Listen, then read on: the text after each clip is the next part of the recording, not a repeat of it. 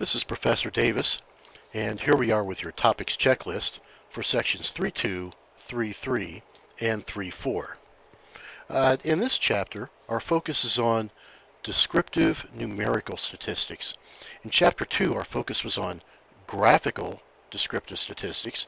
Now we want to look at the numerical part, the numbers, which give us an idea of what a set of data is all about. So that starts in section 3.2, the measures of center. These are numbers which could give us an idea of what the typical data element looks like. So what we want to do in this section is, given a set of data, we want to be able to compute the mean and the median of that data, and the other two measures of center as well, the mode and the mid-range. The mean and the median, we can simply use our calculator to get those, and let me call your attention down here at the bottom. We have videos for computing summary statistics, and that will include the mean and the median in the StatCast area. So that will be helpful for you as we compute along. You don't want to do a lot of the stuff by hand. Let your calculator do the work. Now the mode and the mid-range, well, you'll have to know the formulas for those. First, the definition for the mode, that's really all you need. And then there's a mid-range formula that's quite simple. So you want to, the calculator doesn't give you those, so you have to compute those by hand, so to speak. And then, check out example 8. We want to be able to approximate the mean from a frequency distribution. Remember a frequency table like we had in chapter 2? What we want to do now is to be able to find out what the average, or approximate what the average is, for data that's already summarized in a frequency distribution. And also, the last thing in this section, we want to be able to identify the skewness of a distribution. And I also have a StatCast on skewness, and you want to check that out. That's in the StatCast area. Just one thing real quick on that. Skewness is determined by the direction of the tail of a histogram or frequency polygon, or whatever the statistical graph might be. Then in section 3.3, we take a look at the other major group of descriptive numerical statistics, and that's the measures of variation. These are numbers which give us an idea of the dispersion of the data, whether they're all compressed all together and are about the same, or whether they're spread out all over the place.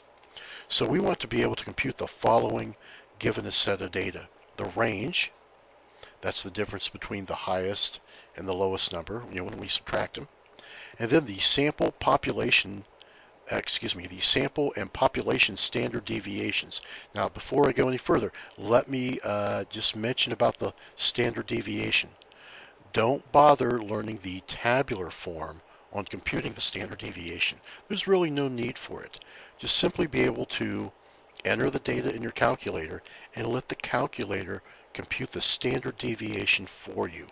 So again, you can do that with that StatCast already mentioned on computing summary statistics. You not only get the mean and the median, those two measures of center, but you also get the sample and population standard deviations. And also we want to be able to compute the sample and the population variance.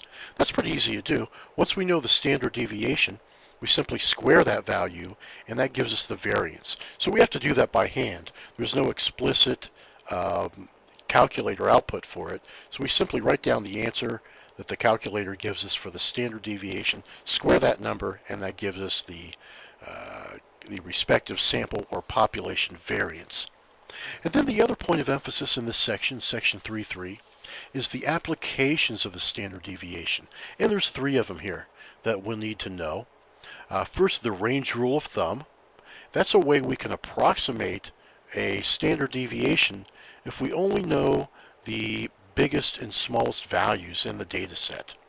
The empirical rule, that's for data that has a symmetric distribution, and we can make some assertions about that. And then finally, Chebyshevs Theorem.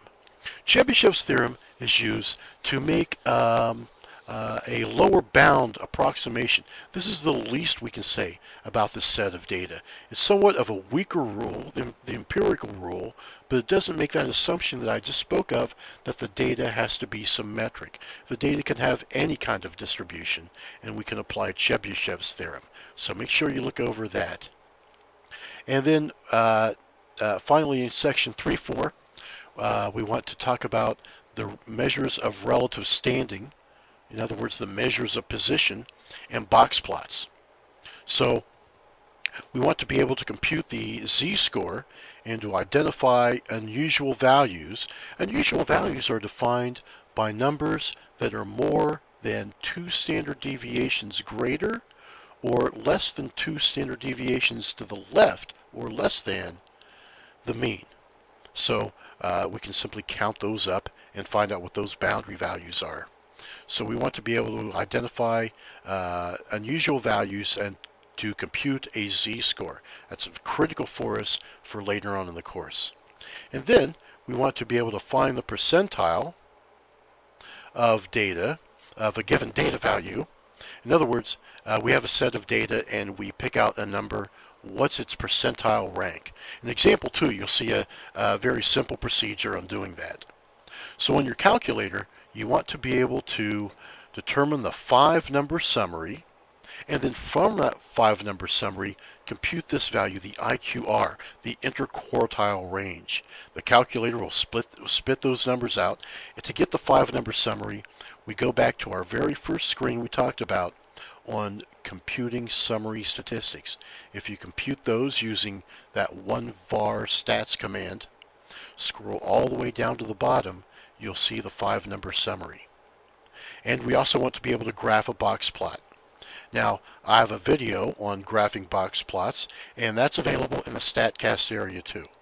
So the videos you want to check out that are in the StatCast area this week are first, computing summary statistics. Now, that's a very helpful way to very simply let your machine find the measures of center and the measures of variation. And then the second is on skewness. Make sure you look over that carefully. A lot of people get that backwards, thinking not knowing what skewness is. And the third one is on graphing box plots and computing the 5-number summary. So for homework this week, in section 3.2, starting on page 94 in your ebook, problems 5 through 15 odd, 23, 29, and 31. And then in section 2.4, the practice exercises, starting on page 110 in your ebook, 5 through 15 odd, 21, 31, 33, and 35. And then finally in section 3.4, you want to do, starting on page 127, problems 5 through 11 odd, 15, 21, 27, and 29. Now, one last thing, since we're at this point, I should mention some information on the getting ready for our first test. First, if you look in the course information folder, you'll find a course information area. You'll find a folder for test 1. That folder includes a study guide that'll tell you what to look at, the ideas you'll need to know for the test, and points out some examples that you can refer back to make sure you know what we're talking about. And then it also has a sample test if you'd like to try that. My suggestion would be to review those exercises you've done for practice that are listed in the study guide, and then take the sample test as your final preparation. In other words, somewhat of a test simulation where you don't use your notes or your ebook, where you just sit down and do it by hand. Now, one other thing, there's also a formula table in there, and that will be included on the last page of your test. So that really only has the formulas for chapter 3. So make sure you look over that. That's with your test. Now, there's a couple formulas there you'll still have to know. For example, the range, the interquartile range. You have to know that. So the mid-range, that formula is also not on the sheet. So look over that. Make sure you know what you don't have to memorize, what's given to you on that sheet, and also what you do have to know when going into the test. So that's your topics checklist for sections 3.2, 3.3, and 3.4.